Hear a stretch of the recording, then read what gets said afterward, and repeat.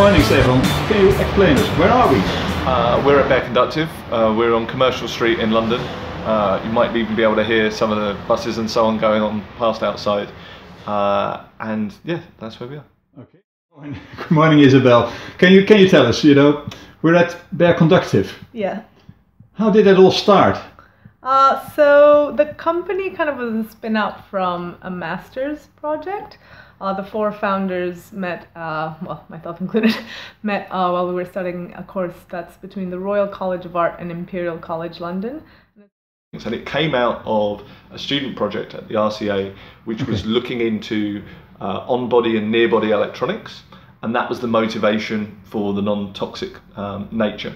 Okay. And also the fact that the original experimentation was done by hand. So it wasn't advisable to get hold of lots of really horrible solvents. It was much better to work with things that could be done easily in a lab without killing anybody. Okay. And so the four of us were working on a project that basically developed into the conductive paint. But we started with a little jar of a carbon-based conductive paint. And this was the result, sorry. So this is the tube, but we originally brought out a jar. And the tube was actually the second product, which was to help people dispense it. So it's a carbon-based, water-based, non-toxic conductive paint. As you'd expect from a carbon-based paint, its main selling point is not its super high conductivity, but the non-toxic nature, the water-based nature lends it to lots of different things.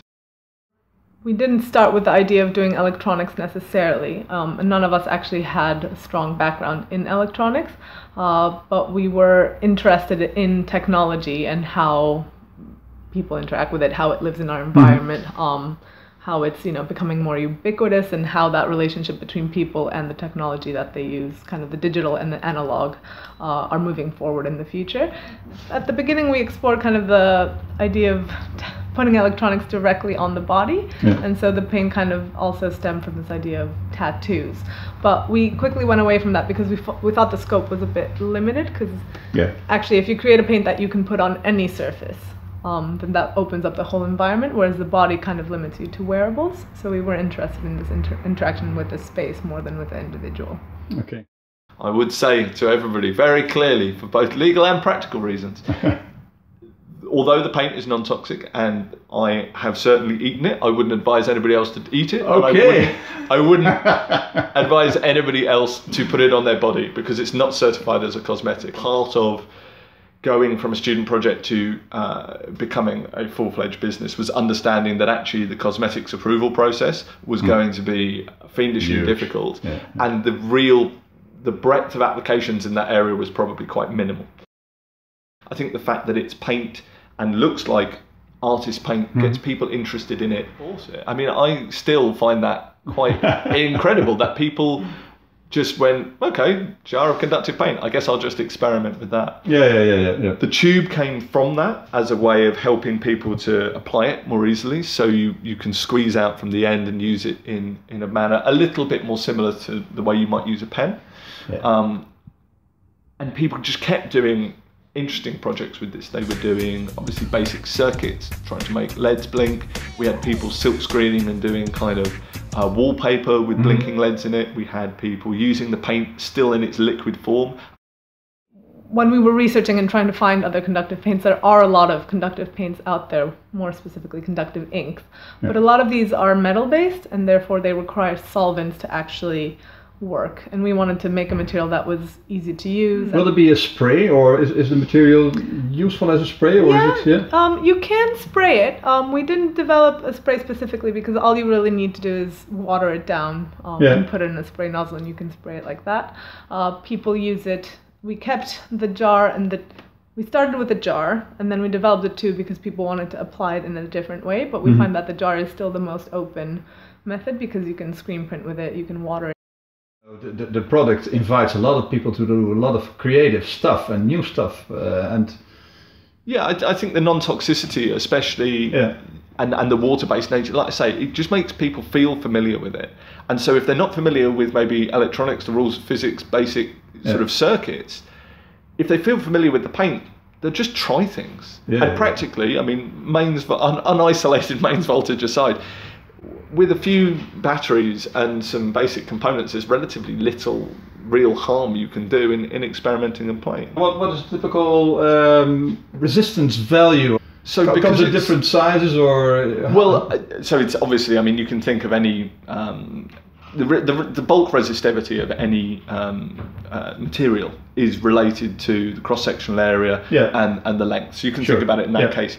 Because the paint is almost always applied as a film, we tend to talk about its sheet resistance. And so from the top of my head, I believe that at 50 microns thickness, you're talking about 55 ohms per square. And actually, it's incredible. We've had engineers, we've quoted that figure to people, and engineers have come back and said, that's not resistivity. And you say, well, hang on, this is about sheet resistance. And actually, the lack of understanding, and it's something that I mean, as an engineer, wasn't familiar with sheet resistance. I've not been making resistors in prior jobs. But obviously, so you've got a fixed thickness of 50 microns. If you make a square, it will be 55 ohms across. If you make something that's twice as long as it is wide, it'll be 110 ohms. The starting point of the company was very organic, so we kind of started selling the material and started engaging a lot with our community and our customers to see what they were using it for. And that's kind of how we moved into capacitive sensing and how we developed the touchboard. So we kind of see ourselves as the developers of the platform for individual use, but also for industrial use. And then we kind of tweak the technology that we have depending on the specific application. I think a lot of artists will know what to do with it, but if you're looking for more industrial applications, what sort of application do I need to think of? If it's more sensing. I mean, sensing, it's like kind of goes full circle. It's like sensing in the environment, because the way the paint and the hardware work together is capacitive sensing, so it can detect a person. I think the next step for me is pushing into this B2B space and starting to produce more refined. If you think about the Pi Cat, so that's going to be our Raspberry Pi product, or the touchboard, they are platforms from which you can build into things. They're not products in the traditional sense. They can be sold as product by people who wish to complete the other half, as it were, to put their own part into things. And we love that business, and we're going to continue to develop and support that business.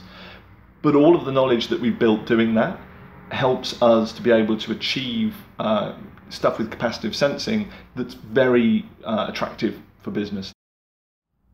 Up close, from touch or from proximity, from a distance, that means that it allows you to then kind of create sensors in the environment to maybe track movement in space, or track location in a space, or track proximity to a certain location. So we have people from retail who find that interesting in terms of tracking. Okay, thank you very much. You're welcome. There is a place for everything, just not everything is in its place.